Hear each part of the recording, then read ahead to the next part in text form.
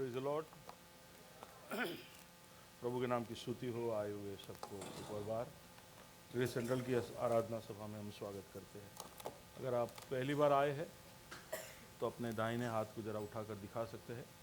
कोई पहली बार? यहाँ पर जो लोग वहाँ पर पीछे, आइए तालियों के साथ इनका स्वागत करें। ज़रूर हमसे मिलकर जाना।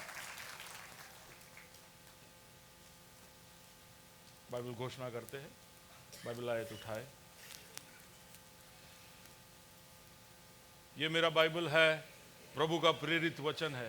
ये जीवित है, ये प्रबल है, ये चोखे धार से काटता है, गहराई तक छेदता है, मेरे भावनाओं को परखता है, मेरे विचारों को जांचता है। ये उपदेश के लिए, समझाने के लिए, सुधारने के लिए, शिक्षा के लिए लाभदायक है। ये मेरे वार का हथियार है, मेरे बचाव का रहस्य है। मेरे पाँव के लिए दीपक है, मेरी राह के लिए उजियाला है। इसने दिखाया कि मैं क्या था, याद कराता है कि मैं क्या हूँ, ये बताता है कि मैं क्या बनूंगा। मैं इसकी ताजगी के लिए तत्पर हूँ, मैं इसके छुटकारे के लिए बेताब हूँ, मैं इसे सुनने के लिए तैयार हूँ। हमारा खुदावंद हमेशा हमेशा हमेशा हमेशा महिमा पाए, फजल और इत्मीनान हम पाए। आमीन।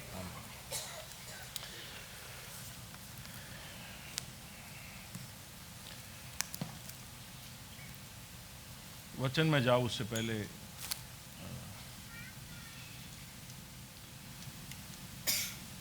एक व्यक्ति के योगदान को मैं सराहना चाहता हूँ। उसके लिए अनपेक्षित है, लेकिन हम ग्रेस लीडरशिप सेंट्रल की लीडरशिप खास करके सोचते हैं कि पर्दे के पीछे चुपचाप, बिना किसी के जानकारी के, बिना कोई नाम कमाने के या सम्मान के योगदान देने वाले बहुत लोग हैं कलीसिया के अंदर।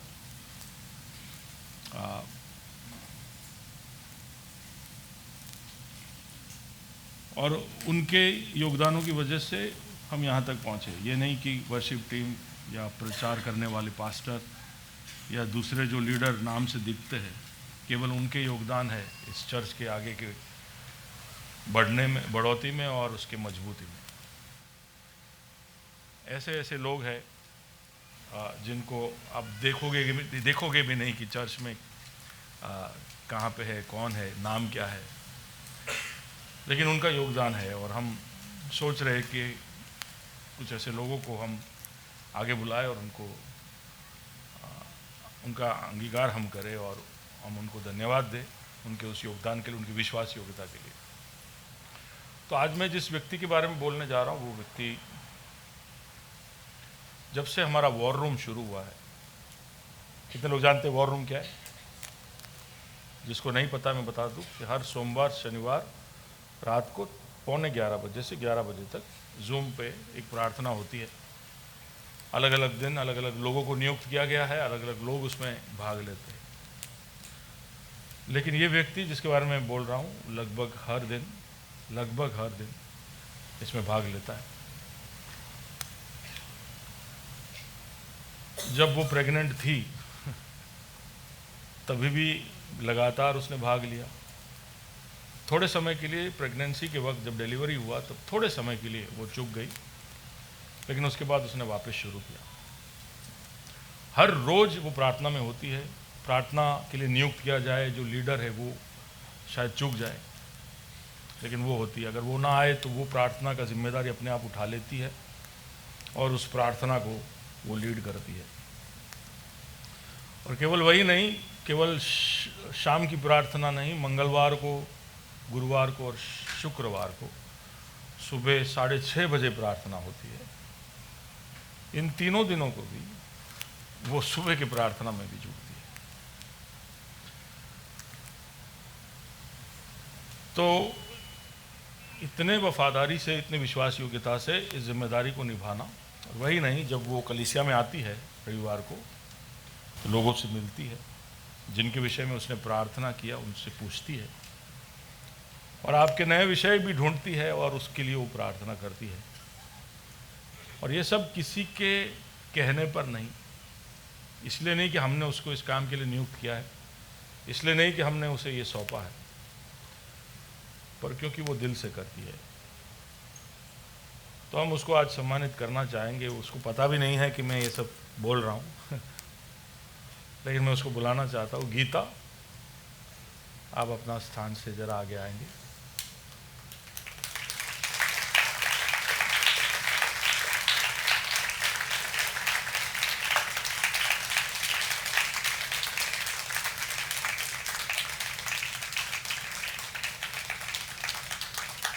गीता और मुकेश रोज सुबह सानन से आते हैं, हर रविवार को सानन से आते हैं। तो काफ़ी मुश्किलों को झेल कर बस सवारी एसटी बस की सवारी कर कभी कभी 2-2.5 घंटे लग जाते उनको यहाँ आने में। पिछले हफ्ते मुकेश नहीं था तो भी गीता और उसके मुकेश की मम्मी एसटी में यहाँ पर पहुँचे थे। शायद आपको दिखाई नहीं देगी, चुपचाप खड़ी रहती। आगे आओ। हम आपको धन्यवाद कहना चाहते गीता, आपके उस शिद्दत के लिए, आपकी निष्ठा के लिए, और प्रभु के लिए आपका प्रेम, प्रभु की कलीसिया के लिए आपका प्रेम, लोगों के लिए आपकी जो जिम्मेदारी आप महसूस करते हो, उसके लिए हम आपको धन्यवाद देना चाहते। प्रभु के लिए करते हो, इसलिए हम जानना चाहते। एक माइक मुझे मिले तो ऐसा तो क्या है जो आपको प्रेरित करता है कि आप हर दिन और हर प्रार्थना सभा में जुड़ते हो? खाली हमारे भाई बहनों को बताइए कि क्यों आप करते हो। सबको प्रेज लॉर्ड। जब मेरा प्रार्थना एक दिन भी छूट जाता है तो मुझे इतना दुख लगता है कि ये कैसे छूट गया। एक दो बार मेरा सुबह मंगलवार का छूट गया है तो मुझे इतना अफसोस होता है। प्रभु मेरे अंदर बात लाता है कि मेरे को कभी भी याद आ जाता है 11:15 बजने वाले हैं, फिर वो याद दिलाता है। और वो मेरे अंदर वो प्रभु का प्रेम है जो प्रभु मुझे याद दिलाता है। आपने प्रार्थनाओं का जवाब आते देखा है? हाँ, बहुत आते देखा है और उत्तर भी मिला है, बहुत सी गवाहियाँ भी मिली है उसके द्वारा। अब इनको क्या कहना चाहोगे? प्रार्थना में जुड़ने के लिए आप इनको प्रोत्साहित करना चाहोगे? मैं यही प्रोत्साहित करना चाहती हूँ जो प्रभु में आओ और बहुत से आशीष मिलते हैं और अलग अपन नहीं सोच पाते हमारा जीवन कैसे बदलता जाता है। और आप आओ तो आपको बहुत आशीष मिलेगा। केवल आशीष के लिए आना चाहिए कि जिम्मेदारी भी है उनकी? जिम्मेदारी है एक कि प्रभु ने जो बोला है, मैं तुम्हारे लिए, तुम मेरे लिए करोगे, मैं तुम्हारे लिए भी आगे बढ़ूंगा, करूँगा। और वो राज्य के लिए। राइट। ऐसा कभी हुआ है कि आप वॉर रूम में आए और कोई नहीं आया, आप अकेले थे? हाँ, 2 बार से ऐसा, गुरुवार को भी शुक्रवार को भी बहुत बार भी होता है जो मैं अकेले करती हूँ। अकेले होती हूँ तो आप अकेला वॉर रूम चला लेते? हाँ, 11 बजे तक वेट करते, मतलब मैं, हम दोनों प्रार्थना कर लेते हैं, मुकेश जी और मैं। प्रभु छोटे से छोटे योगदानों को देखता है और इनकी जो विश्वास योग्यता है उसकी वजह से हम में से कई सारे लोगों को, चाहे आपका नाम ले या ना ले, उस प्रार्थनाओं का उत्तर अनुग्रह के रूप में आप तक पहुंचा है। हालेलुया। क्योंकि वो कलीसिया के लिए प्रार्थना करती है तो आप सब उसमें शामिल हो जाते हो। शायद वो आपको नाम से नहीं जानती होगी, लेकिन जब वो दुआ करती है तो प्रभु उसको कबूल करता है। मुझे विषय भी नहीं पता होता, फिर प्रभु से मैं प्रार्थना करती हूँ, प्रभु मुझे आप विषय बताए, तो एकदम से आना चालू हो जाते हैं विषय आना चालू हो जाता है। क्यों? क्योंकि विषयों का तो भंडार है। ठीक है, विषयों की कोई कमी नहीं है। किसकी कमी है? किसकी कमी है? किसकी कमी है? जोर से बोलिए। नहीं, जो नहीं कर पा रहे वो आवाज भी नहीं निकाल पा रहे। बोलिए, क्या किसकी कमी है? तो कितने बजे आप जरा बताएंगे, इनको याद कराएंगे कि कब प्रार्थना होता है? 11:15 बजे। कब? 8 दिन, मतलब संडे को छोड़ के। संडे को और सुबह अब मंगलवार का, हाँ 6 दिन। अभी सुबह मंगलवार का हो गया है क्योंकि कोई आता नहीं था, इसीलिए इस नदी दिन बंद कर दिया क्योंकि कोई आता ही नहीं है। अपन दोनों को करना है तो चाहे आप कर सकते हैं। तो मंगलवार को सुबह मिलते हैं? हाँ, ओके। तो सुबह अगर मिल रहे हो तो मंगलवार, और शाम को तो 11:15 बजे सोमवार से शनिवार। शुक्रवार को फ्राइडे होता है, एक महीने में एक बार। शुक्रवार को, फ्राइडे को, लास्ट के शुक्रवार को होता है 9:30 बजे। अच्छा, 9:30 बजे लेडीज़ के लिए। हाँ, ओके। Thank you Gita. तालियों के साथ प्रभु को धन्यवाद देते हुए। Gita, thank you. प्रभु आपको आशीष दे, मुकेश को आशीष दे। ऐसे यहाँ पर कई लोग हैं जो एक बार भी वॉर रूम में नहीं आए हैं। आपसे इल्तिजा है कि ज़रूर प्रार्थनाओं में जुड़िएगा। प्रार्थना हमारा बल है, हमारा बैकबोन, हमारा करोड़रज्जू है तो इसके लिए प्लीज़ उसमें जुड़िएगा। ये वचन की ओर जाते हैं। The year of the king आ गया स्टैंडी, ओके सबको याद रहे इसके लिए आपके सामने ही है। 2026 क्या है? जोर से बोलिए, जोर से बोलिए, राजा के लिए बोलिए। नहीं नहीं, पीछे से मुझे आवाज नहीं आ रहा है। वहां राहुल सुनाई दे रहा है, वहां रो में आवाज सुनाई दे रहा है, तो माइक बंद करो मेरा। क्या है वहां पे? विजय आवाज आ रहा है वहां से? ओके, राजा का साल, okay, the year of the king. अब क्या है ये हम देखते जा रहे हैं कि राजा को हम कैसे हमारे जीवन के जरिए उसको हम आदर, महिमा, सम्मान और वो जिसके पात्र और योग्य है वो कैसे हम उस राजा को, राजा की तरफ की हमारी प्रतिक्रिया को सुधारे, वो हम देखते जा रहे हैं। क्यों? क्योंकि यीशु मसीह हमारे लिए बहुत कुछ है, लेकिन वो सबसे बढ़कर वो हमारा राजा है। ठीक है, वो राजा है। हमारे लिए जो प्रकाशन प्रभु के वचन में किया गया आखिरी प्रकाशन यीशु के बारे में, वो है कि वो राजा है, वो अनंत राजा है, और अब जो लौट कर भी आएगा तो राजा बनकर ही आने वाला है। तो इसके लिए हम ये बात को हमारे दिमाग में रख ले कि यीशु केवल एक उद्धार करता, केवल एक बचाने वाला नहीं, वो एक अच्छा सिखाने वाला नहीं, वो क्या है? जोर से बोलिए, तो तुरंत तुरंत उत्तर देना, ठीक है ना? ठीक है, ओके, तो क्या है वो? हाँ, वो राजा है।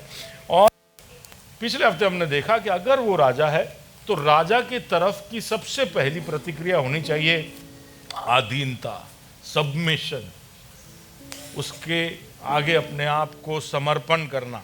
एक राजा अगर सामने हो तो उसके लिए हम, उसके तरफ की हमारी पहली प्रतिक्रिया अधीनता की होनी चाहिए। वो अनिवार्य है कि हम वो करें, और इस बात को उसने प्रभु के वचन के अंदर भी डाल दिया है। इसलिए रोमी 10 और उसका 9 जब हम देखते हैं तो वहां पर हम देखते हैं कि जो कोई अपने दिल से, अपने मुंह से यीशु को प्रभु जानकर अंगीकार करे, हाँ, और अपने मन से विश्वास करे कि परमेश्वर ने उसे मरे हुए में से जिलाया। तो मन में केवल यही विश्वास करना है कि वो उद्धार करता है।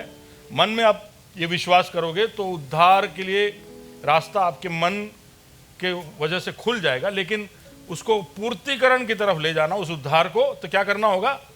मुंह से अंगीकार करना होगा। क्या अंगीकार करना होगा? यीशु ही प्रभु है, कि यीशु प्रभु है, lord, he is the master, स्वामी, वो राजा है। ऐसे अंगीकार करना पड़ेगा। जब तक आप ये बात को अंगीकार नहीं करते कि वो राजा है, केवल अंगीकार से नहीं चलेगा। मैं आगे बताऊंगा कि हमारे जीवन के द्वारा ये दिखना चाहिए कि वो राजा है, वो प्रभु है, तभी उद्धार हमें मिलता है, कर कर हमारे लिए रखा छोड़ा है। अब पहले शताब्दी में किसी और को राजा मानना, कैसर राजा था, वो रोम में बैठता था, और उस समय का कैसर जो राजा है वो केवल राजा ही नहीं, वो अपने आप को ईश्वर की पदवी में रखता था। सीजर इज गॉड, वो ईश्वर था। तो वो जब राजा है, ईश्वर के सम्मान का राजा है, ऐसा वो जब क्लेम कर रहा है, तो उसके रहते हुए किसी और को राजा बुलाना क्या था? राजद्रोह था। क्या था? राजद्रोह, ट्रीजन। तो कोई ऐसा सोच भी नहीं सकता था कि किसी और को राजा माने, क्योंकि रोमी बड़े क्रूर थे, वो अपने दंड देने में बड़े तेज थे, बड़ी गति रखते थे वो। तो इसके लिए लोग डरते थे किसी और को राजा मानने के लिए। लेकिन यीशु जब आया तो उस समय उसके चेलों ने यह अंगीकार करना शुरू किया कि कैसर के होते हुए भी एक और राजा है, और वो है यीशु। ठीक है, तो उस अंगीकार के अंदर ही यह दिख जाता है कि तुम्हारी निष्ठा को तुम बदल रहे हो। तुम्हारी निष्ठा जो रोम की तरफ है, तुम्हारी निष्ठा जो कैसर की तरफ है, उस निष्ठा को तुम वहां से हटाकर यीशु की तरफ रखते हो। तुम तुम्हारी राजभक्ति को या तुम्हारी राजनिष्ठा को एक राजा से दूसरे राजा की तरफ ले जाते हैं। इंग्लिश में इसको एलिजियंस बोलते हैं। हम जब प्रभु को हमारे राजा के रूप में स्वीकार करते हैं तो एक तरह से हमारे निष्ठा को उसके लिए सौंप रहे। निष्ठा का मतलब है कि किसी भी बात के लिए या किसी भी व्यक्ति के लिए खड़े रहना, चाहे जो भी हो जाए। Who or what that you stand with, no matter what.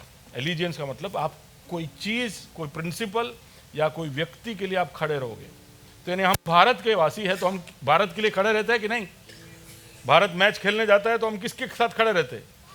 हाँ, तो क्यों? क्योंकि वो हमारा निष्ठा है। हमारा निष्ठा है कि हम भारत के लिए चीखे पुकारे, उसको हम चीयर करें, वो हमारी निष्ठा है। तो ये निष्ठा का अंगीकरण अनिवार्य है। जब यीशु की तरफ भी हम आते हैं तो केवल राजा के रूप में उसके सामने समर्पण करना नहीं, ये निष्ठा को भी दिखाना जरूरी है। और पहले शताब्दी में राजा को स्वीकार करना तुरंत ही निष्ठा के ऊपर एक लेबल लग जाता था। ओके, लेकिन आज के समय में आप सोचोगे कि अभी तो कोई राजा है नहीं, तो फिर मैं अगर यीशु को राजा मानता हूं तो मेरा निष्ठा बदलने का जरूरत है क्या? क्योंकि कंपटीशन में कोई राजा है नहीं, हम तो प्रजातंत्र में रहते। तो निष्ठा का कोई प्राथमिकता है क्या? है, क्योंकि यीशु कहता है लूका 9 और उसके 23 में,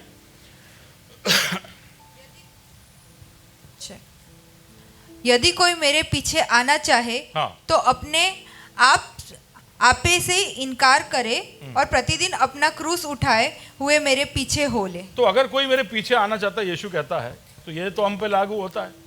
ये तो हम पे लागू होता है कि जब अगर हम यीशु के पीछे आना चाहते हैं तो क्या करें? हम अपने आप अपने क्रूस को उठाए और उसके पीछे आए, अपने क्रूस को उठाकर उसके पीछे आए। तो उसका मतलब है कि आपका जो कुछ भी हो उसको छोड़कर यीशु जो दे रहा है आपको, उसको उठाकर आप उसके पीछे आ ले। एक बार आपने क्रूस उठा लिया, फिर आप और कुछ नहीं कर पाओगे। जैसे वो रेलवे स्टेशन में जो कूली है, उसको आप आपका लगेज सौंप दोगे, फिर वो आजू बाजू के दूसरे पैसेंजर को बोल नहीं सकता आपको भी दे, आपका भी दे दो, आपका भी दे दो, है कि नहीं? वो कमिटेड हो जाता है उस बोझ के लिए, उस लगेज के लिए। वो अपना निष्ठा प्रकट करता है और केवल वही बोझ उठाता है। अब हो मेरे साथ? तो अगर आपने क्रूस उठा लिया है, तो क्रूस इतना भारी था, हम जानते हैं उस कहानी में कि यीशु उसको उठाकर कलवरी तक लेकर नहीं जा पा रहा था। वो काफ़ी भारी था। एक तो उसको बहुत मारा कूटा था इसलिए भी, लेकिन फिर भी क्रूस बहुत भारी था। और इसके लिए सीमोन नाम का एक व्यक्ति आकर उसकी मदद करता है और क्रूस को गोलगोथा तक पहुंचाता है। क्रूस बहुत भारी है, जब वो आपके ऊपर लादा जाए फिर आप और कुछ नहीं कर सकते हो। तो जब यीशु कहता है कि जो मेरे पीछे आना चाहता है वो अपने आप अपने क्रूस को उठाए और मेरे पीछे हो ले, तो उस मांग के अंदर हमसे निष्ठा का मांग है। ठीक है, अपेक्षा है, डिमांड नहीं है, अपेक्षा। अगर चाहते हो तो तुम्हारी मर्जी। तुम अगर मेरे पीछे आना चाहते हो तो समझ जाओ यही तरीका है कि तुम्हें अपना क्रूस उठाना पड़ेगा। तो it is a very clear demand कि हम उसकी तरफ निष्ठा दिखाए, भक्ति दिखाए। ओके, दूसरा प्रेरित 2 और उसका 41 और 47 जो पढ़ते हैं, अतः जिन्होंने उसका वचन ग्रहण किया उन्होंने बपतिस्मा लिया और उसी दिन 3000 मनुष्य के लगभग उनमें मिल गए। तो जिन्होंने यीशु को राजा माना वो सब बपतिस्मा लिए और एक समुदाय के भाग हो गए, एक समूह के भाग हो गए, एक समाज के भाग हो गए, एक नया समाज का उद्भव हुआ, एक नया आइडेंटिटी का उद्भव हुआ। सब लोग उसमें जुड़ गए। ये सारे लोग कौन थे? जिन्होंने निष्ठा को कैसर से हटाकर यीशु पर लगाया था। जोर से बोलिए, कैसर से हटाकर यीशु के ऊपर लगाया था। ऐसे लोगों का एक समूह उसमें सब जुड़ गए। जिन्होंने बपतिस्मा लिया वो सब ये समूह में जुड़ गए। ये एक नया आइडेंटिटी उनका हो गया कि हम वो है जिनकी निष्ठा यीशु के लिए है। समझ रहे हो? तो आप अगर बपतिस्मा लिए तो अब आप अलग नहीं रह सकते। अब आप यहूदी नहीं, अब आप रोमी नहीं, अब आप इस समूह के भाग हो। और उसका नाम था कलीसिया। क्या था नाम? कलीसिया, चर्च। जो जो बपतिस्मा लिया, यीशु को अपनाया, उसको राजा माना, वो कलीसिया का भाग हो गया।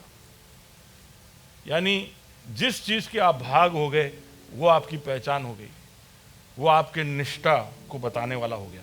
ओके, तो यानी फर्क क्या है समर्पण या अधीनता और निष्ठा में, वो देखते हैं। जब आप समर्पण करते हो तो आप ये कहते हो कि राजा तेरे पास अधिकार है मुझ पर राज करने का।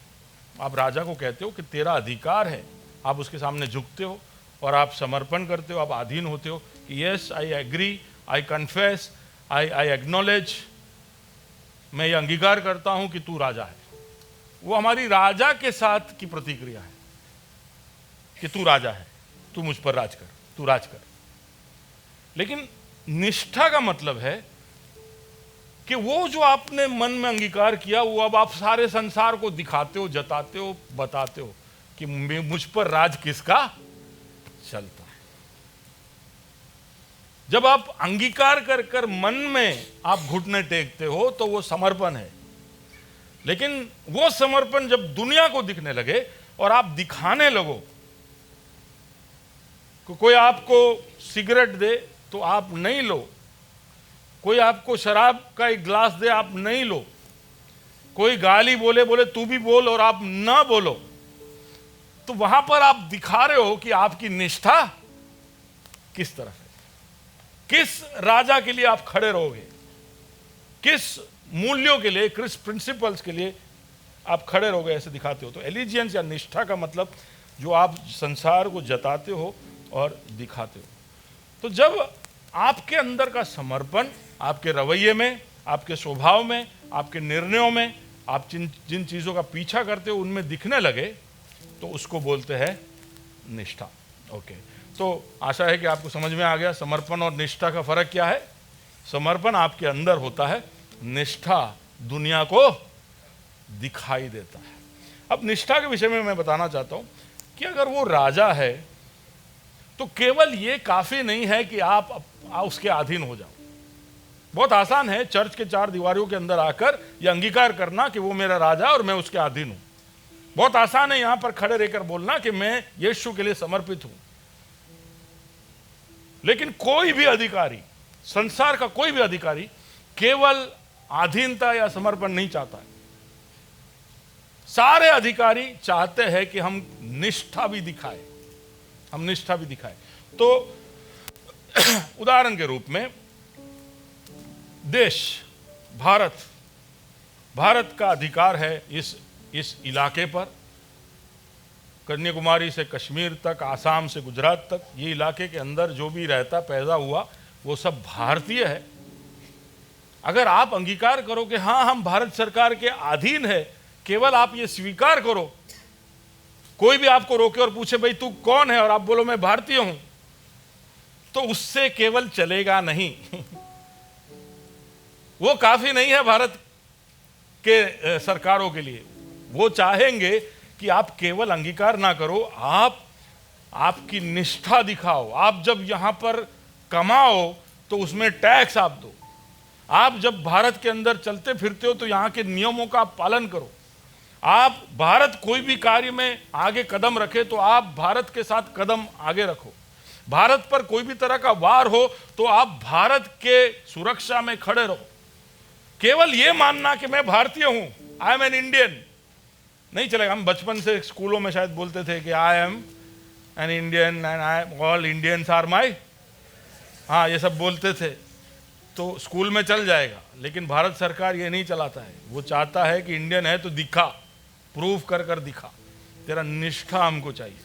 और इस निष्ठा को वो डिमांड करते हैं और इस निष्ठा को बनाने के लिए बहुत तरीके एक राज्य अपनाता है।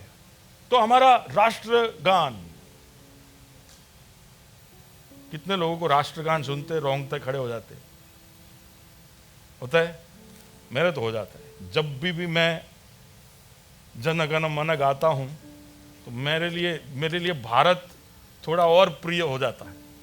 वो थोड़े क्षणों के लिए मुझे भारत के लिए गर्व महसूस होता है और उस प्रार्थना या उस गीत के द्वारा मैं भारत के लिए एक और बार दुआ करता हूं, प्रभु कि मेरे इस देश से मैं प्यार करता हूं तू भी प्यार करता है, इसको बचाए रखना, इसको आगे बढ़ाना। एक निष्ठा जागती है कि नहीं राष्ट्रगीत के द्वारा। उसके ध्वज को देखते हैं तो कहीं ना कहीं हमारे अंदर देश के प्रति एक गर्व, एक प्यार, एक श्रद्धा खड़ा होता है। जब भारत की कहानियां सुनते हैं कि वीर भगत सिंह, वीर चंद्रशेखर आजाद, सुभाष चंद्र बोस, ये सब सुनते हैं, गांधी जी नहीं, शायद गांधी जी सुन के हम इतने नहीं होते, क्योंकि गांधी जी को हम जेब में रख के घूमते।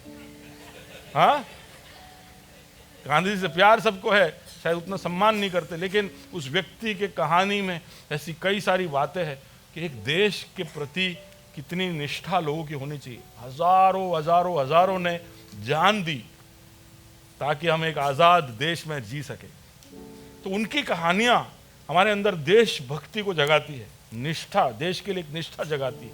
हमारे जीत तो 1971 में, 1975 में या 1991 में ऐसे सब कर कर जो भी साल बताकर हमें बताया जाता है कि भारत ने ये युद्ध जीता, भारत ने ये किया, वो किया।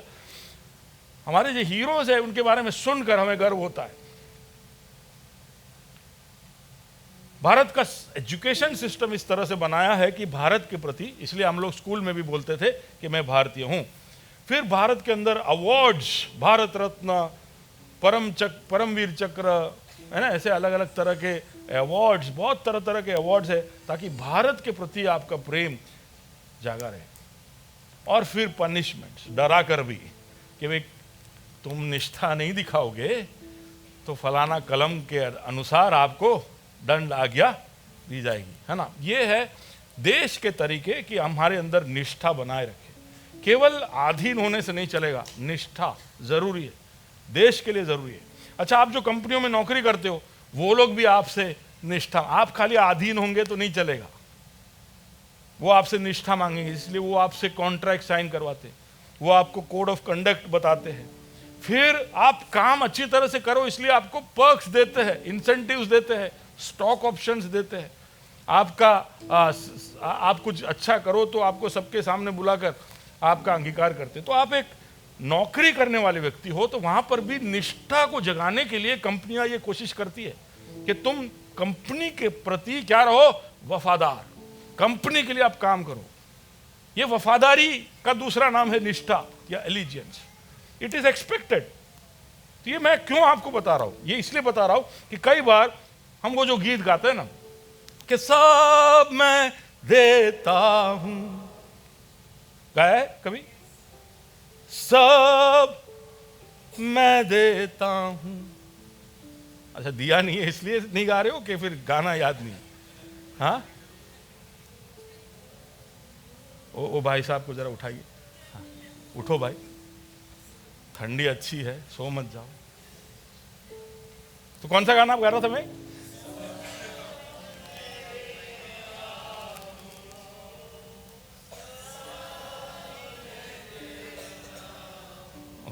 ओके, बस रुक जाइए। ये गाना गाने के बाद ऐसा लगता है कि सब दे दिया और अब प्रभु को अति खुश कर दिया और अब अपना काम हो गया। इससे ज्यादा मैं क्या कर सकता हूं, सब तो दे दिया। ये गाना गाते तब हमारा सरेंडर के पीक पे हम होते और फिर हमें ऐसा लगता है कि बस थई गई बधु। उस मोमेंट पे अगर तुर ही फूके तो थई गई। हाँ, पर सरेंडर नहीं है हमारे विश्वास जीवन का हाई पॉइंट। सरेंडर या समर्पण आपके विश्वास जीवन का शुरुआत है, वहां से शुरू होता है और वहां से आगे निष्ठा की जरूरत है।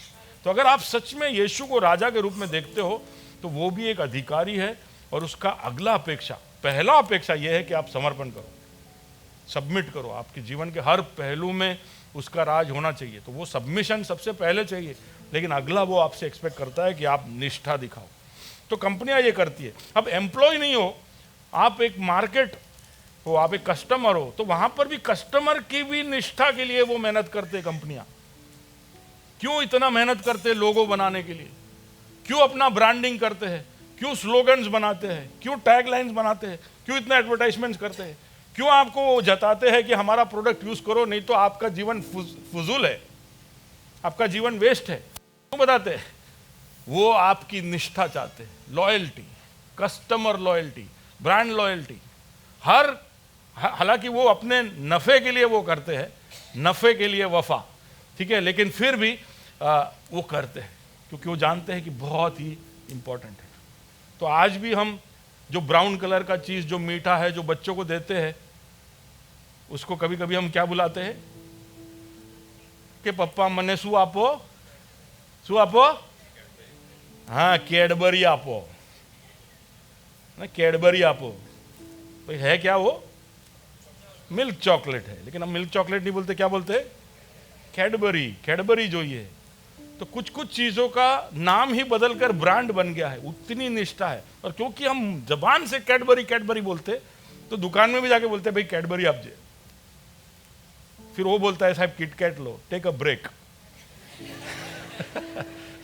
पर वो निष्ठा का नतीजा है। तो जैसे हमको बताया जाए टूथपेस्ट, 80% लोग बोलेंगे क्या? कोलगेट। हमको बोला जाए कॉफी, क्योंकि दुनिया में और कोई कॉफी नहीं बनाता है क्या, है ना, पर हमारे मुंह पे क्या आता है? हमें बोले, गुजरात में लोग बोले चाय,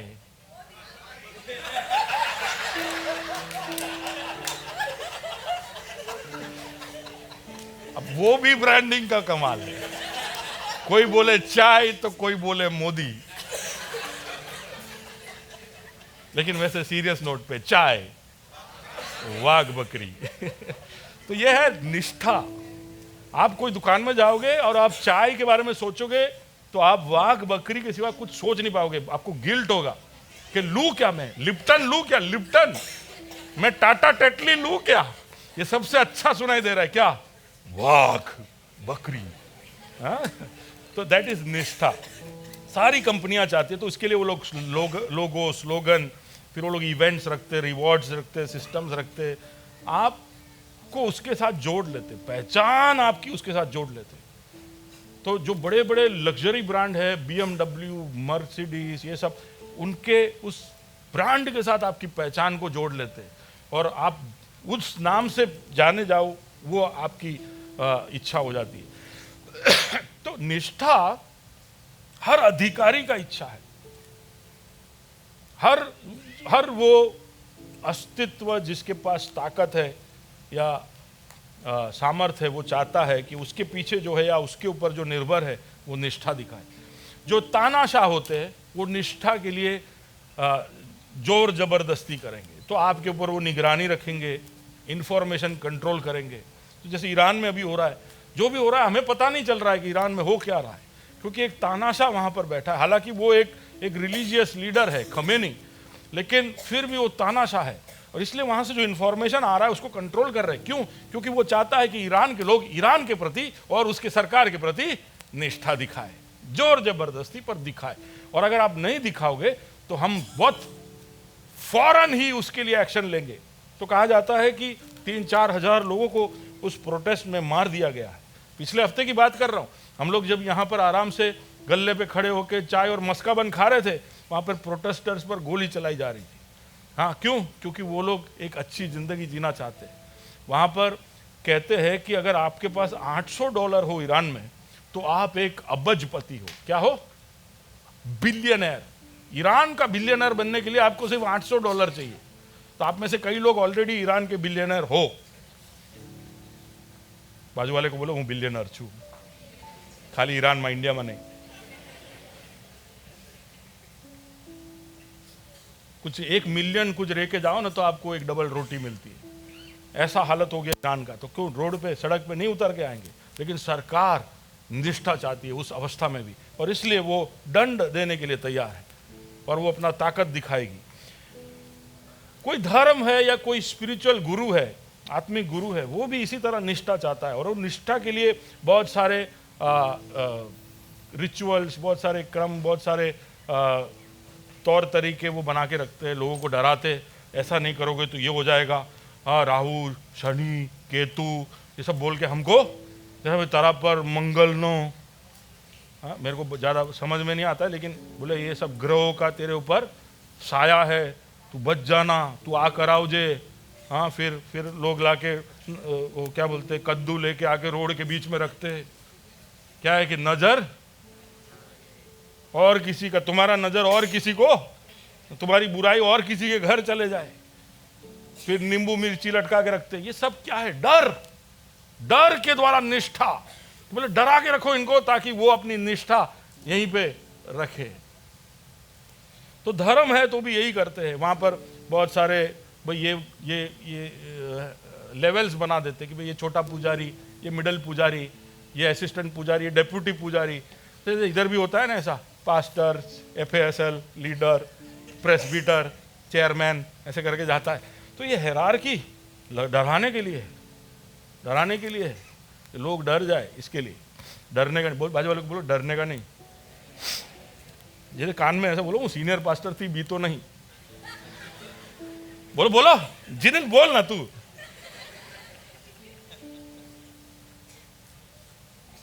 सिर्फ खुदा से भय रखो, ठीक है? आपको भय लगे इसलिए कुछ कुछ पास्टर लोग उनके सामने भय योग्य ऐसा लगाते हैं। सुना है आपने? भय के योग्य जियो वर्गीस। नहीं, इसलिए मैंने नहीं लगाया, इसलिए मैंने नहीं लगाया क्योंकि वो लगाया बिना भी मैं भय के योग्य हूं। पता नहीं लोग मुझसे डरते क्यों हैं।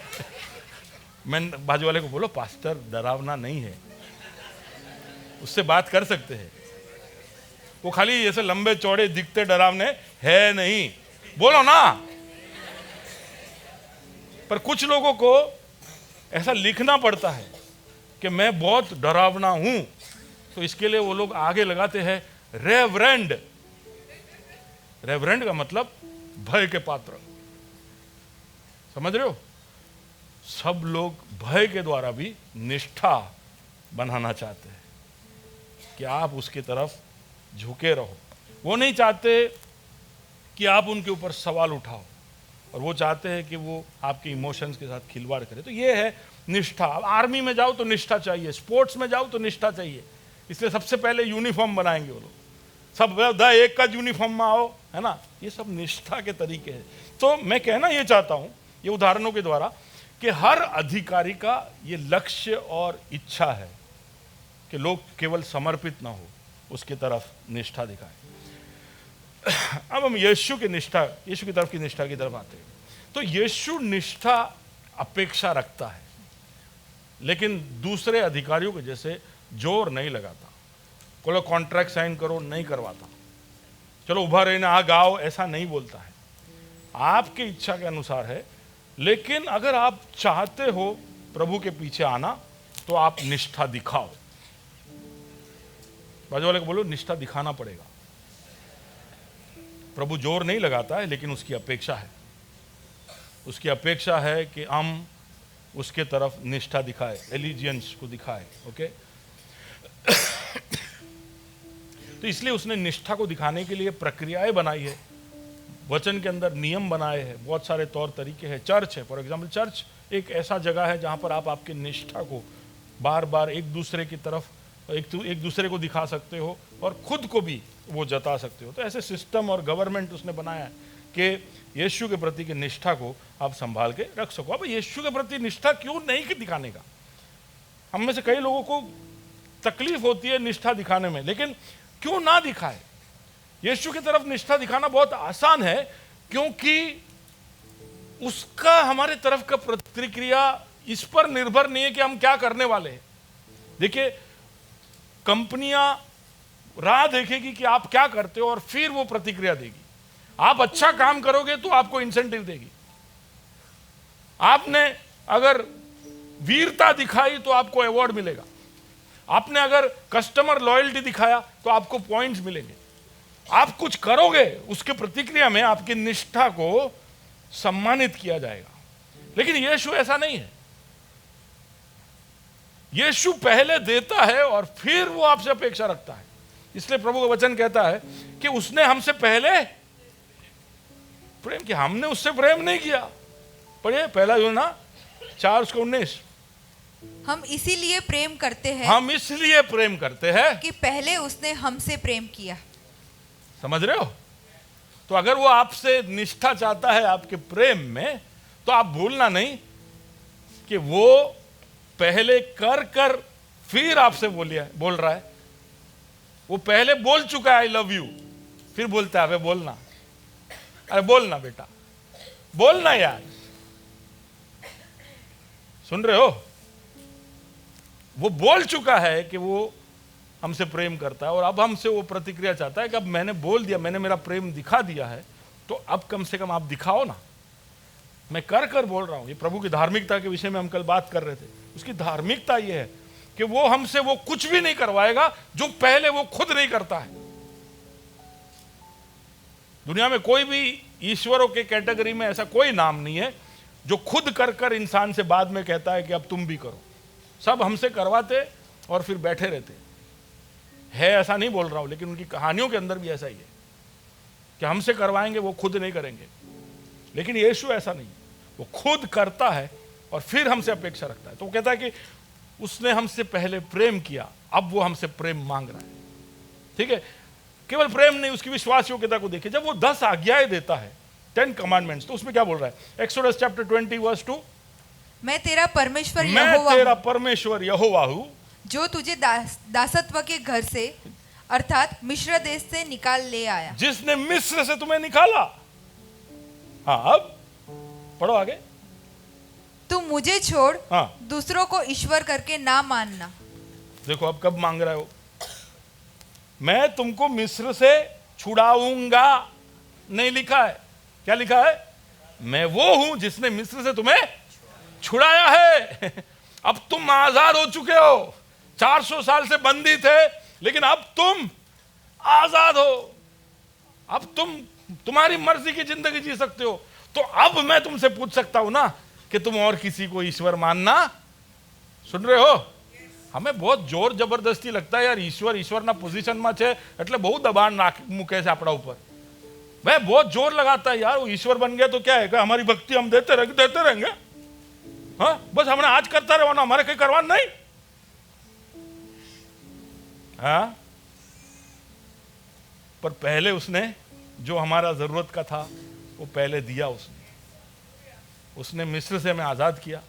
फिर वो बोलता है कि देख भाई, कोई अपेक्षा नहीं था मेरे को तेरे से, पर अब मैं ये मांग तो सकता हूं कि तुम और किसी को ईश्वर नहीं मानना।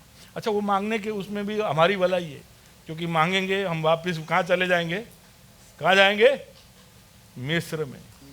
हम वापस मिस्र में या सूर में या और कोई देश में जाके फंस जाएंगे। इसलिए बोलता है अभी मैं बहुत मुश्किल से तुमको छुड़ाया, अब निष्ठा बताओ, आप कम से कम निष्ठा दिखाओ, नहीं तो वापस तुम अंधकार के सत्ता के नीचे चले जाओगे। तो उसने पहले विश्वास योग्यता दिखाई और फिर वो हमसे विश्वास योग्यता मांगता है। दूसरा तिमोथी उसका 2:13 में कहता है, यदि हम अविश्वासी भी हो, अगर हम अविश्वासी भी हो तो भी वह विश्वास योग्य बना रहता है। तो भी वह विश्वास योग्य बना रहता है। तो वो हम पर निर्भर नहीं है। हमारा स्वभाव कैसा भी हो, उसका स्वभाव टिका हुआ है, वो विश्वास योग्य रहेगा, वो निष्ठावान है। हम गाते हैं ना कि इंसानों से तू वफादार, इंसानों से तू वफादार। अब वो जब वफादार है तो हमसे वफादारी मांगे तो उसमें कोई भी हैरानी हमको नहीं होनी चाहिए। हमें वो सुरक्षा देता है, हमसे कोई भी तरह की आग्रह वो रखे उससे पहले। तो यूहन्ना 10 उसका 11, अच्छा चरवाहा मैं हूँ, हाँ। अच्छा चरवाहा भेड़ों के लिए अपना प्राण देता है। तो अपना प्राण तक दे दिया उसने, बलिदान देने के लिए भी कोई कमी नहीं छोड़ी। अच्छा चरवाहा, अच्छा दोस्त, सब प्राण देता है करके उसने प्राण दे दिया। और फिर वो अपने राजा होने के उस बात को हमें जताता है। पहले वो हमारा बचाने वाला बना, फिर वो बताता है कि मैं राजा हूँ। तो हमसे वो निष्ठा की अपेक्षा रखता है, उसमें कोई गलती नहीं है। लेकिन निष्ठा दिखाना आसान नहीं, जैसे हम सब अभी अनुभव कर रहे हैं। अंगीकार करना कि यीशु ज प्रभु छे बहुत आसान है। याकूब के पत्र में ऐसा लिखा है कि शैतान और उसके दुष्ट आत्माएं भी ये बात का अंगीकार करती है कि यीशु प्रभु है। वो केवल विश्वास नहीं करती, ऐसा लिखा है कि वो थर थर कांपती भी है, जो हम में है नहीं। हम विश्वासी हो जाते हैं तो सबको कपाते हैं, हाँ, लेकिन उस अंगीकार का कोई महत्व नहीं है। ये मानना कि यीशु प्रभु है वो केवल एक शुरुआत है, उसका कोई महत्व नहीं है अगर हमारे अंदर निष्ठा ना हो। निष्ठा दिखाना बहुत आसान नहीं है। एक बहुत ही निष्ठावान व्यक्ति की कहानी जब हम पढ़ेंगे, अय्यूब का पत्र, अय्यूब का जो पुस्तक है उसके अय्यूब की कहानी जब पढ़ते तो उसकी निष्ठा की तो सलाम देनी चाहिए। हम इतने सालों बाद भी उसके उस ऐलान का हम आह्वान करते, हम उसके बारे में बताते हैं। क्या है अय्यूब ने क्या कहा? पहला अध्याय उसके 21 में, मैं अपनी माँ के पेट से नंगा निकला हाँ। और वही नंगा लौट जाऊंगा। तो सब कुछ उसका लूट गया है। ठीक है, अय्यूब का सब कुछ लूट गया है, उसके बच्चे सब मर गए, उसका पूरा दौलत धन सब चला गया, कुछ नहीं, अब खाली बैठा है। तो बोलता है, तब वो याद करता है कि अभी दुनिया ने मुझे नंगा कर दिया, तो याद करता है मैं दुनिया में आया ही नंगा था। हेलो, आप सोचिए, सोच कैसा है। हम जब यहाँ पर जो इकट्ठे किए वो सब खो देते हैं तो हमें ऐसा लगता है कि बद्दू गयू। अरे गयू करे आया तू शू लेना आयो छो कि गयू? सुन रहे हो? कुछ लेके आए थे कि गयू? जो भी गया वो आप पैदा होने के बाद आपको मिला था वो गया है। तो पहले मिला था तो वापस मिलेगा? हेलो, पहले मिला है तो वापस मिलेगा? अरे विश्वास रखो कि अगर पहले मिला है तो वापस, पहले मिला है तो बेहतर मिलेगा। हेलो, अय्यूब क्या है, उसको पूरा उसका पहना हुआ कपड़े के सिवा सब चला गया। तो वो याद करता है, बोलता है कि मेरी माँ के कोख में से मैं कैसा आया था? नंगा आया था। हाँ, फिर यहोवा ने दिया और यहोवा ही ने लिया। यहोवा ने दिया और यहोवा ने लिया। यहोवा का नाम धन्य वाह है। वाह वाह, आदा, वाह वाह, सु बोलिया। और आज भी वो जो वचन है उसके, वो लोगों को बल देता है। अच्छा, आगे सुनिए, आगे उसकी पत्नी आकर उसको चिल्लाकर क्या बोलती है, सुनो। अब अगले पड़ाव में क्या होता है, उसके पूरे सर से पांव तक उसको क्या हो जाते, फोड़े हो जाते हैं। हाँ, तो अब उसकी पत्नी आकर उससे क्या बोलती है, सुनिए।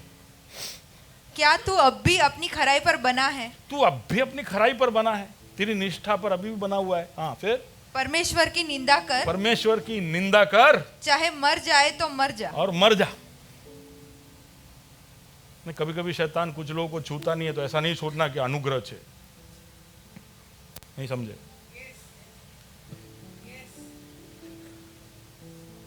घर पे समझ आए ताली बजाना।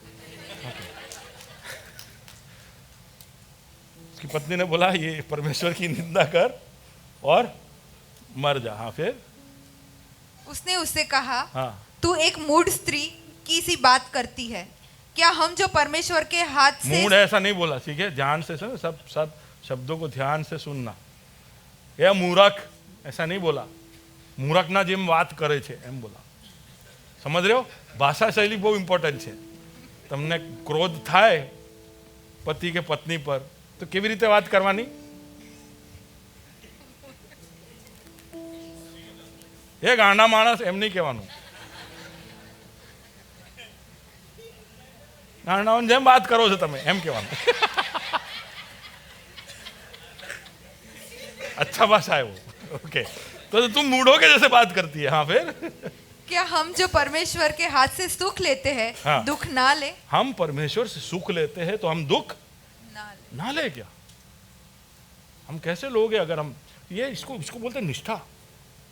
ये निष्ठा का मिसाल है। लेकिन डायलॉग उसने बोल दिया, उसके बाद अगला 40 चैप्टर तक वो रेत में गबड़ते रहा। आप पढ़ना अय्यूब का पुस्तक, ये डायलॉग बोलने के बाद उसको ऐसा लगा कि क्या बोल दिया।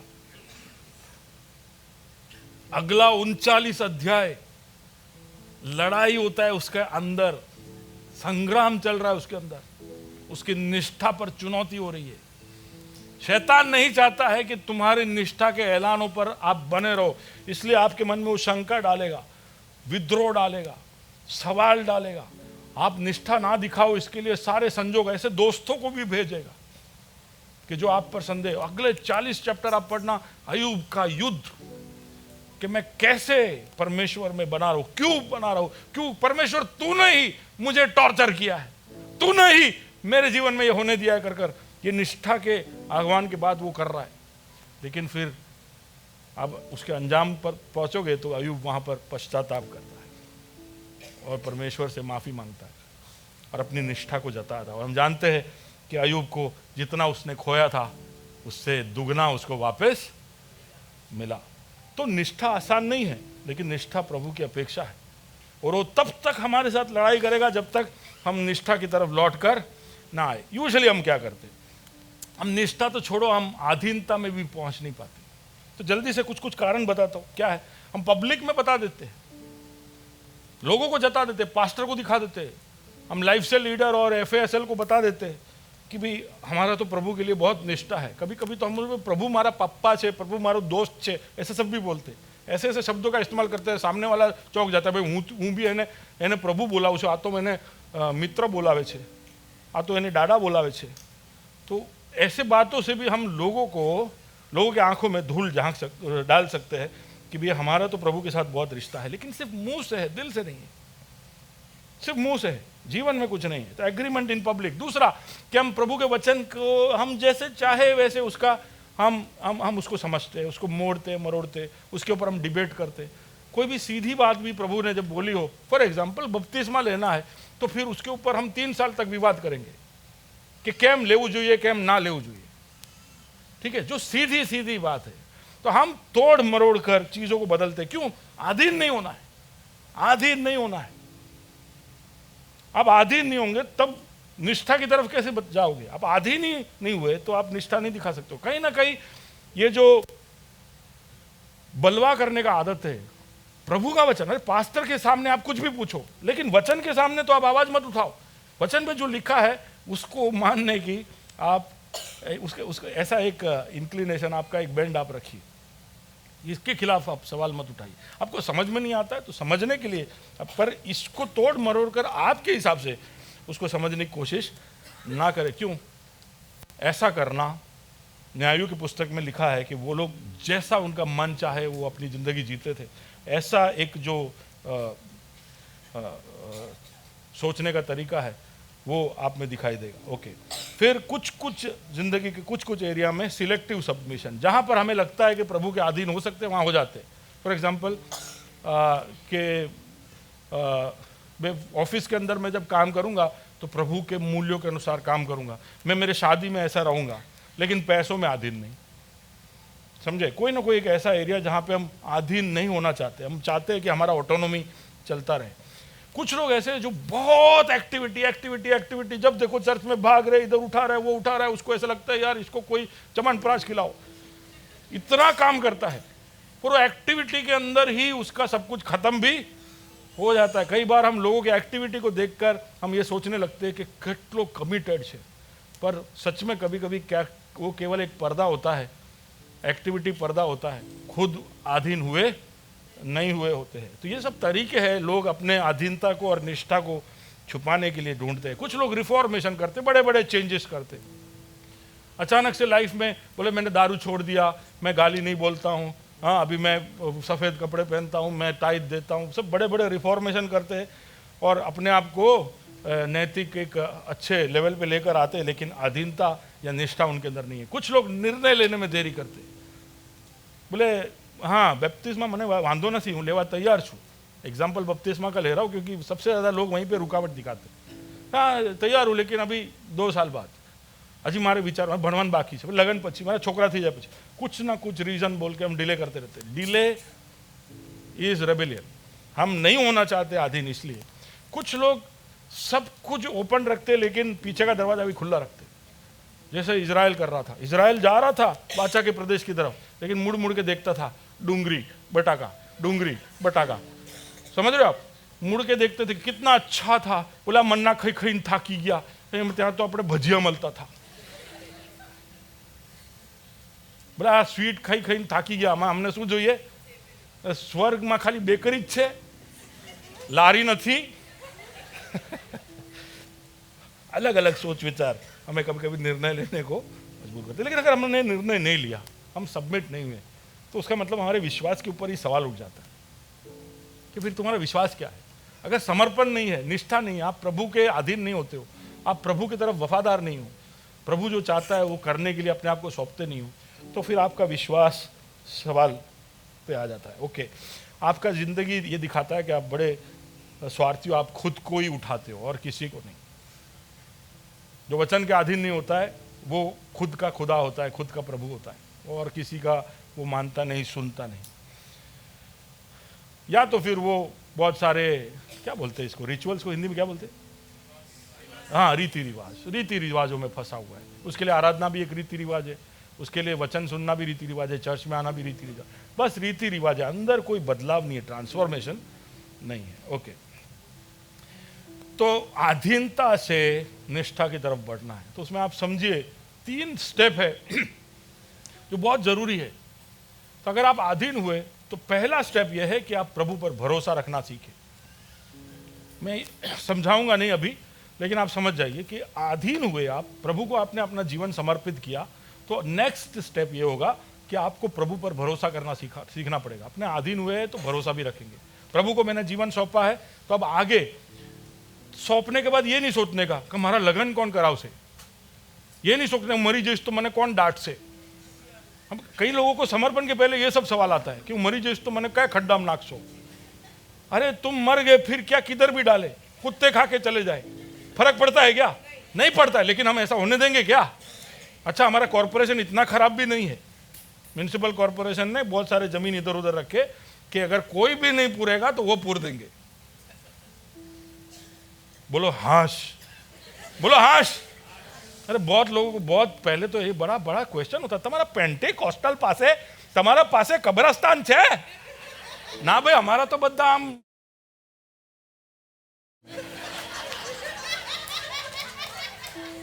हाँ, निष्ठा के पहले का सवाल है कि हमारा लगन कौन करा उसे, हमारा छोकरा छोकरी कौन आपसे। अरे आपने समर्पण किया है और राजा के सामने किया है, तो राजा पे भरोसा रखो। आप राजा के ऊपर सवाल उठाते हो जब ऐसे सवाल उठाते हो। राजा वो है कहने के बाद फिर आप राजा बनने की कोशिश करते हो। तो पहला चीज है उस पर भरोसा रखना। दूसरा, अलाइनमेंट, आपके जीवन के सारी बातों को उस भरोसे और उस अधीनता के अनुसार डब्बों को लाइन में लाकर रखना, अलाइनमेंट लेके आना। आप ऐसा कुछ फिर नहीं कर सकते जो आपके अधीनता के खिलाफ है या आप प्रभु के ऊपर के भरोसे के खिलाफ है। तो ऐसी चीजों को हटाना पड़ेगा जो निकालना है, ऐसी चीजों को लाना पड़ेगा जो लाना है। तो डिसिप्लिन आएंगे, अनुशासन आएंगे, कुछ ऐसी आदतें आपको जीवन में से निकाल कर फेंक देनी पड़ेगी, अलाइनमेंट पे आना पड़ेगा। तो एक गाड़ी एक दिशा में जा रहा है तो पीछे दूसरा इंजन दूसरी तरफ खींचने वाला नहीं लगा सकते। या तो आप उल्टी दिशा में जाओगे या आपका स्पीड वो धीमा कर देगा, या आप वहीं खड़े रह जाओगे। तो अलाइनमेंट लाना, तो भरोसा, अलाइनमेंट। नंबर 3, आज्ञा पालनता, आज्ञाकारिता। अगर प्रभु ने कुछ कहा है तो वो करना पड़ेगा। तो ये 3 चीजें, भरोसा, अलाइनमेंट और आज्ञाकारिता, ये आपके अंदर आएगा तो अपने आप ही आप निष्ठा की तरफ बढ़ चुके हो। तो आपने समर्पण कर दिया और निष्ठा चाहते हो, तो ये 3 चीजों पर काम करना चाहिए। तो कैसे एलिजियंस हमारे जीवन के द्वारा हम दिखा सकते हैं। एक तो दिमाग में ये फिट करो कि यीशु राजा है, ठीक है, ये तो हम बोल रहे हैं, ये हम आपके मन में, जहन में डालने की कोशिश कर रहे हैं कि यीशु राजा है। दूसरा, आपके रूटीन दिनचर्या में ये बात को आप डालो कि वो राजा है, राजा है, राजा है, राजा है। तो फॉर एग्जाम्पल मैंने कहा कि प्रार्थना के अंदर आप राजा शब्द का इस्तेमाल करना शुरू करो। बाजू वाले को कहो, प्रार्थना मां यीशु जोड़े जे में राजा छे एम बात करवानी, समझे? तो आपका लैंग्वेज, प्रेयर का लैंग्वेज को थोड़ा चेंज करना शुरू कर दीजिए। आप जब शुरू करते हो तो राजा राजा शब्द को लेके आइए। अब राजा के पास जा रहे हो तो हमेशा आप उसको ऑर्डर मत दीजिए, उसका ऑर्डर आप लीजिए, है ना? अपने जाते कैसे, रिलायंस में जाते ऐसे, या अपने जब स्विगी या जोमेटो में जाते ऐसे प्रभु के पास जाते कि प्रभु कार्ट जो ही ले जाओ भरी राखेल छे, माय कार्ट इज फुल। प्रभु बोलता है, I don't want your cart, I want your heart.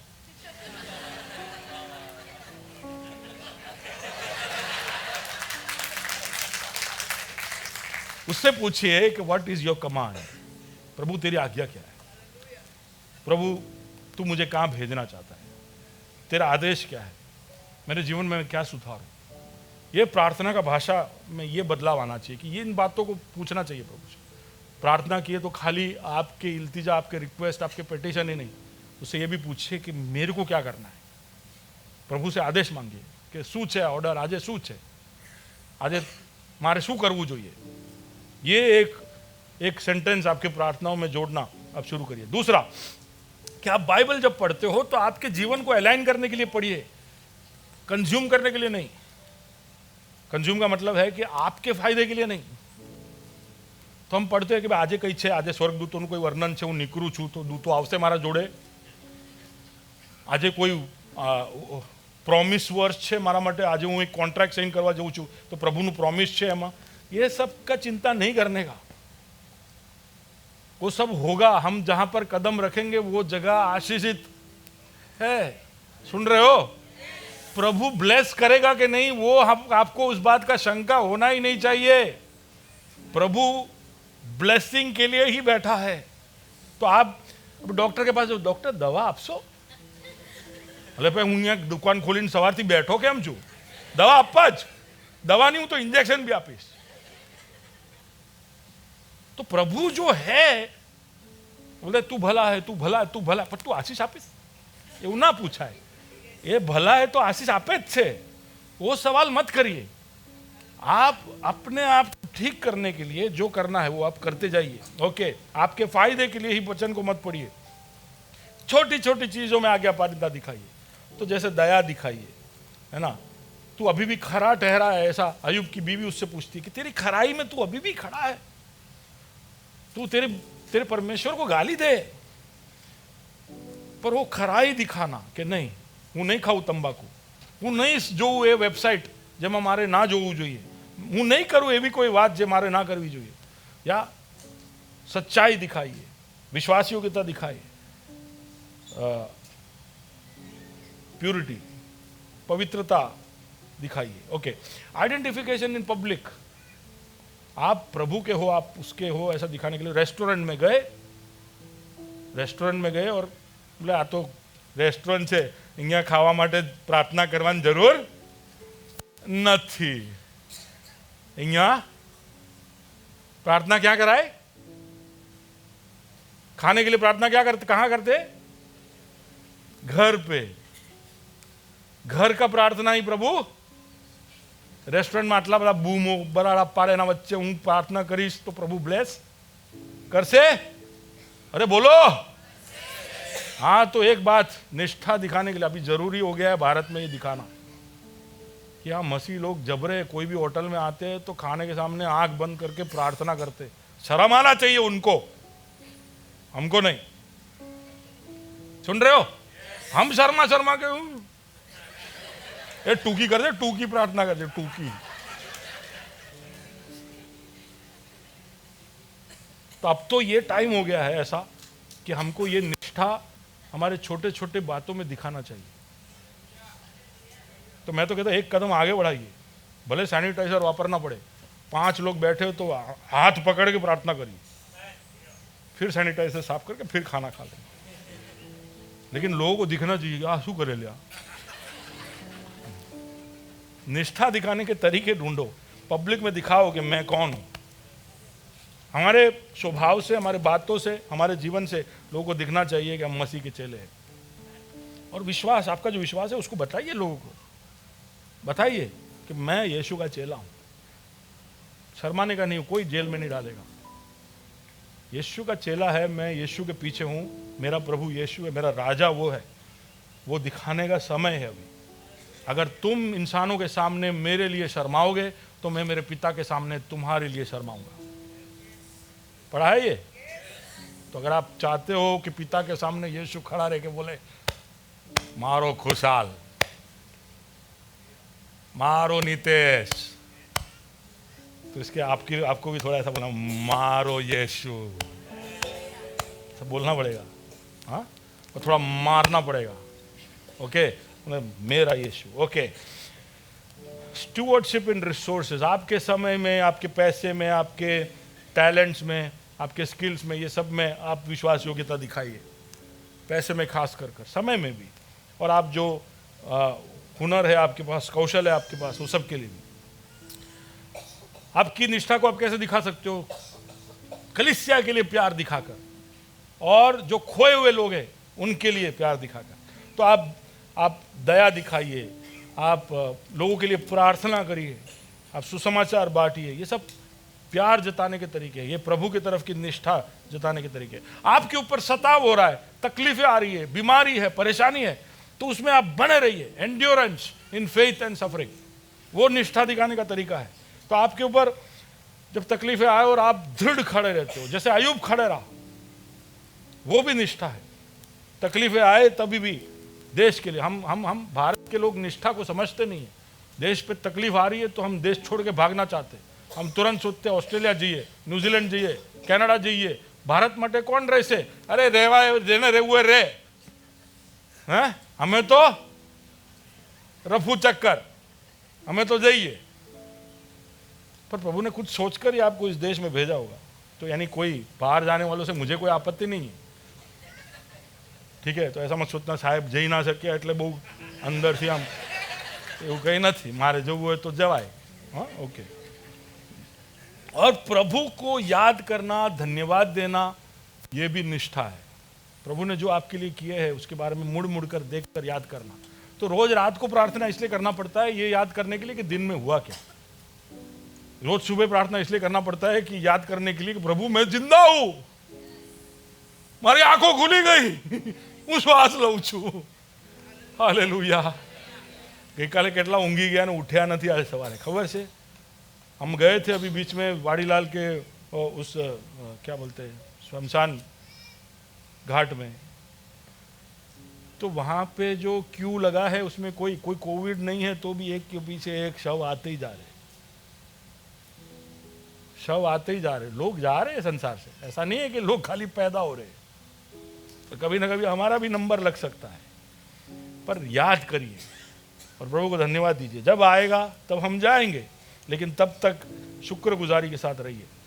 आपके सारे निर्णयों को खास करके इंट्रोस्पेक्ट करिए, सोचिए, समय लगाइए, प्रभु को टाइम दीजिए। निष्ठा है तो आप जल्दी से निर्णय नहीं लोगे, कोई भी बात हो। आपको देश बदलना है, नौकरी बदलना है, बीवी बदलनी है बीवी नहीं बदलने का, बाजू वाले को बोलो बीवी नहीं बदलते, ओके? पर जो भी निर्णय है वो सोच समझ के, प्रभु के आपके निर्णयों में आप बड़ा ध्यान रखिए। अच्छा, आपके निर्णय में इतने बड़े बड़े निर्णय वही नहीं। कुछ लोग सोचते टाइट आपू के नहीं, कुछ लोग सोचते क्या सिग्नल पर उभो रहूँ के नहीं, कुछ लोग सोचते टैक्स भरूँ के नहीं। ये सब निर्णय में नहीं सोचने का। निष्ठा प्रभु के लिए है तो देश के लिए भी होगा। सुन रहे हो? बाजू वाले को बोलो जो यीशु के लिए निष्ठा दिखाता है वो भारत के लिए भी दिखाएगा। तो भारत के नियमों का पालन करना ये प्रभु का आग्रह है।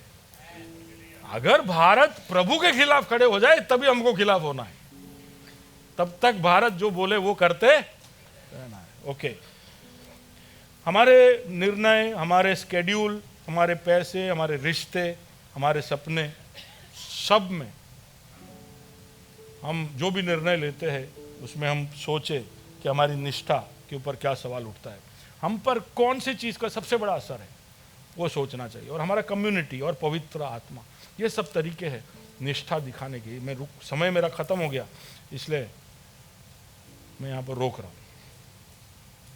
लेकिन मैं अभी एक पुकार आपको देना चाहता हूँ, ठीक है ना? तो मैं कुछ पुकारूंगा और आपको जवाब में सिर्फ इतना ही बोलना है, राजा यीशु राजा। ठीक है? क्या बोलोगे? पर ऊंची आवाज में बोलना है, ठीक है? क्या बोलना है? साथ में बोलना है, धोबी घाट जैसा नहीं, सब साथ में बोलना है। 1 2 3। ओके, तो मैं जैसे सवाल पूछूंगा तो आपको उसके जवाब में ऐसा बोलना है, ठीक है? आपको समझ में आया? किसका सिंहासन है यहां? किसका राज है यहां? किसके लोग हैं यहां?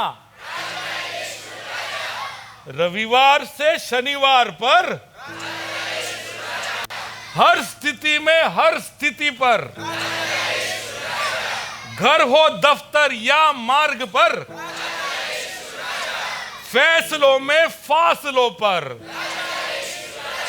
सरजमी या आसमां पर, कौन लौट आएगा? कौन है अनंत राजा? मर्जी हमारी नहीं यहां, राज हमारा नहीं यहां, न्योछावर जीवन जान हमारा,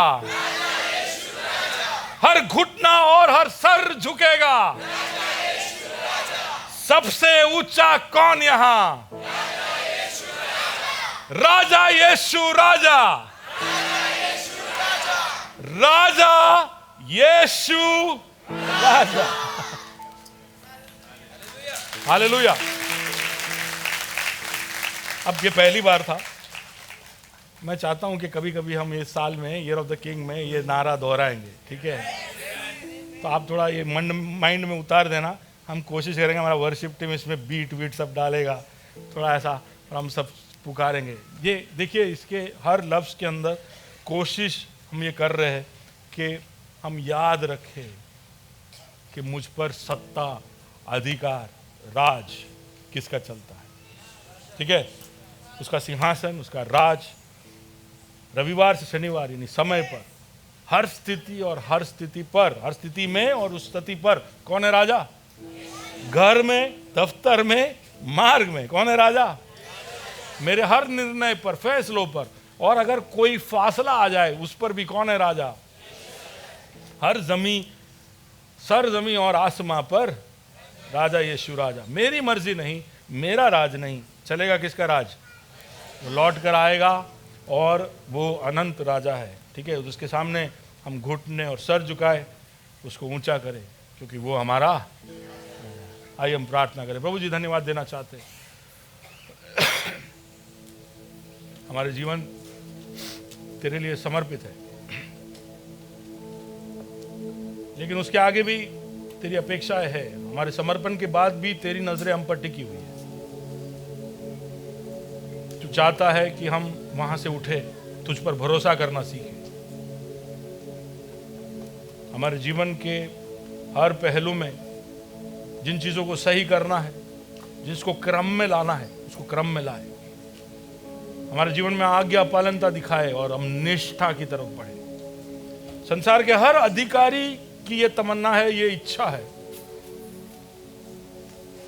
कि जो भी उस पर निर्भर है या उसकी ओर देखते हैं या उसके कहलाए जाते हैं, वो निष्ठा दिखाए।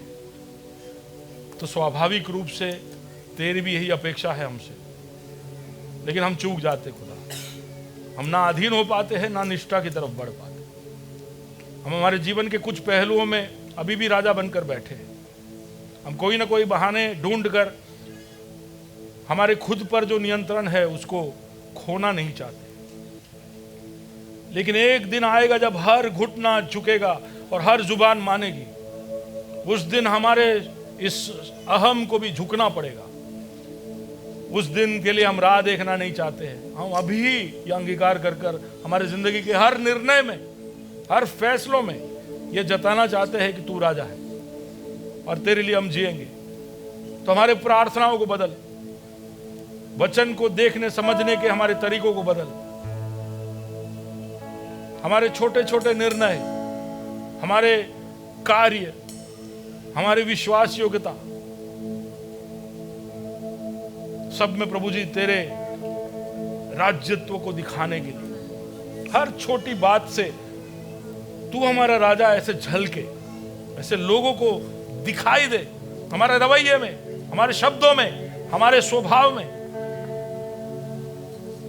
हमारे रीति और हमारे रिवाजों में तू झलके, तू राजा है ऐसा झलके। और उसके लिए हम अपने आप को तेरे हवाले करते खुदा। इस राजा के साल में हम तेरे पूरी तरह से होना चाहते हैं। केवल नाम के लिए तेरे नागरिक नहीं, पर हमारा छवि, हमारा सदृश्य और हमारा स्वरूप तेरे जैसा हो जाए। तू जैसा चाहता वैसा हो जाए। तेरी इच्छा पूरी हो। सबको तेरे हाथों में सौंपता हूं, यीशु मसीह के नाम से मांगता हूं, आमीन।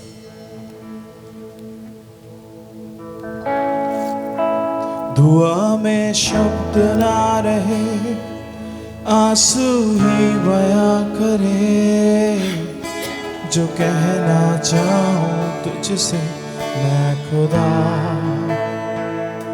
ये आंसू है तो बह रहे, पर हारा नहीं हूं मैं। ईमान अब भी तुझ में है मेरा। दुआ में शब्द ना रहे, आंसू ही बयां करे, जो कहना चाहूं तुझसे मैं खुदा। ये आंसू है तो बह रहे, पर हारा नहीं हूं मैं। ईमान भी तुझ में है मेरा। कर बिकरार तू सवार लेगा, घर टूटा मैं हूँ तू संभाल लेगा। घर बिखरा सा हूँ तू सवार लेगा, घर टूटा मैं हूँ तू संभाल लेगा।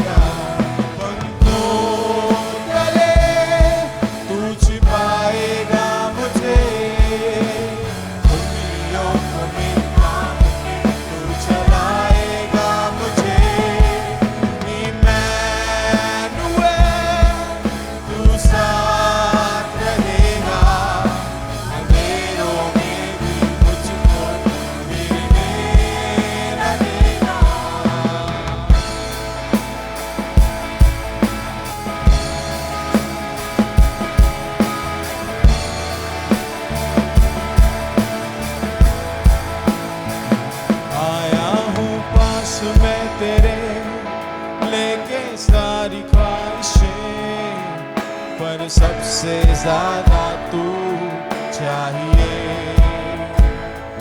कोई समझे ना मुझे, चाहे कोई कुछ कहे, मुझे सबसे ज्यादा तू चाहिए। आया हूँ पास मैं तेरे, लेके सारी ख्वाहिशें।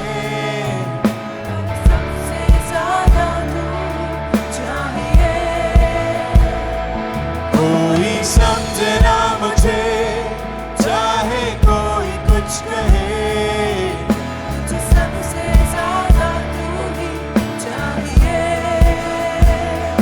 पर बिखरा सा हूँ तू सवार लेगा, घर टूटा मैं हूँ तू संभाल लेगा। घर बिखरा सा हूँ तू संभाल लेगा, घर टूटा मैं हूँ तू संभाल लेगा। पंखों तले तू छिपाएगा मुझे, उंगलियों को मेरे काम के चलाएगा मुझे।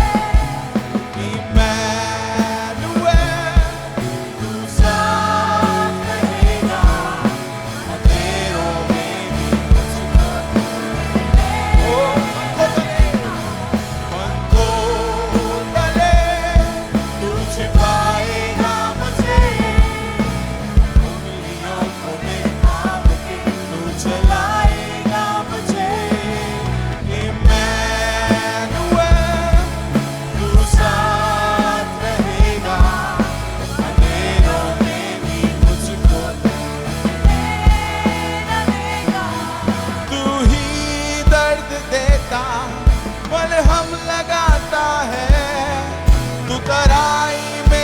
जाए, ऊंचा उठाता है।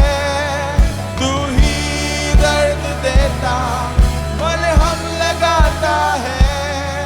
तू तराई में ले जाए, ऊंचा उठाता है। तू गूरे से उठा के शहजादों संग बिठाए। जब कोई तुझे पुकारे, उसके संग तू आ जाए। पंखों तले छुपाएगा मुझे, उंगलियों को मेरे थाम के तू चलाएगा मुझे। तू साथ रहेगा, अंधेरों में भी मुझको तू गिरने न देगा। तू छुपाएगा मुझे, उंगलियों को मेरे थाम के तू चलाएगा मुझे। इम्मानुएल, तू साथ रहेगा, अंधेरों में भी मुझको तू गिरने। तू ही दर्द देता, तू ही दर्द देता, मलहम लगाता है। तू तराई में ले जाए, ऊंचा उठाता है। तू ही दर्द देता, मलहम लगाता है। तू तराई में ले जाए, ऊंचा उठाता है। तू गूरे से उठा के शहजादों संग बिठाए। जब कोई तुझे पुकारे, उसके संग तू आ जाए।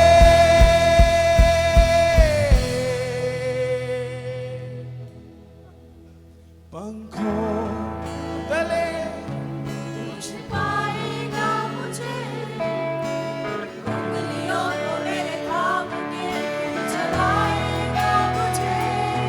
इम्मानुएल, तू साथ रहेगा, अंधेरों में भी मुझको तू गिरने न देगा।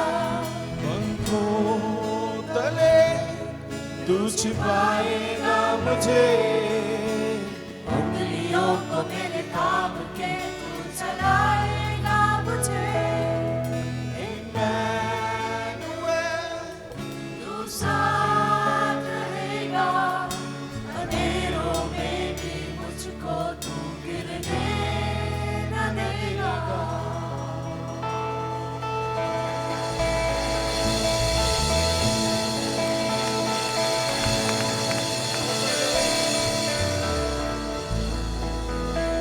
अपने पंखों तले तू हमें छिपाएगा प्रभु। हमारी उंगलियों को पकड़कर तू हमें चलाएगा प्रभु। चाहे लोग समझे ना समझे, लेकिन तू ऐसा खुदा है जो हमारी हर एक आंसुओं को समझता है प्रभु, वेदनाओं को जानता है, समझता है प्रभु। तू ही दर्द देता, लेकिन तू ही मरहम लगाता है प्रभु। तू हमें घूरे से उठाकर शहजादों संग बिठाता है और शहजादा बनाता है प्रभु। आज के इस दिन में प्रभु हम तेरा धन्यवाद करते हैं, क्योंकि तेरी विश्वास योग्यता पीढ़ी से पीढ़ी तक होती आई है प्रभु, और आगे भी तेरी विश्वास योग्यता हम अपने जीवन में देखेंगे प्रभु। इसलिए हम तेरा धन्यवाद करते हैं।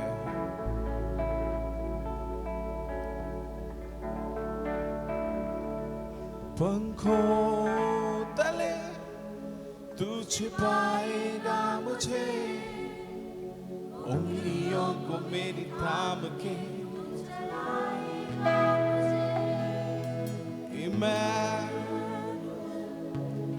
तू साथ रहेगा, अंधेरों में भी मुझको तू गिरने न देगा।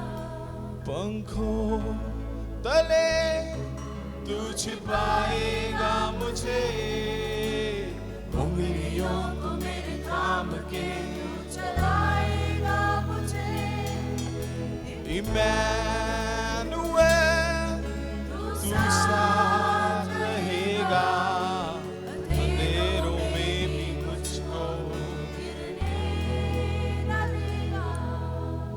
Praise your name, Lord. आइए उस इमैनुएल परमेश्वर के लिए हम धन्यवाद दें। ताली बजाकर क्यों ना हम उसकी महिमा करें जो हमारे साथ रहता है। हालेलुया। Thank you, Jesus.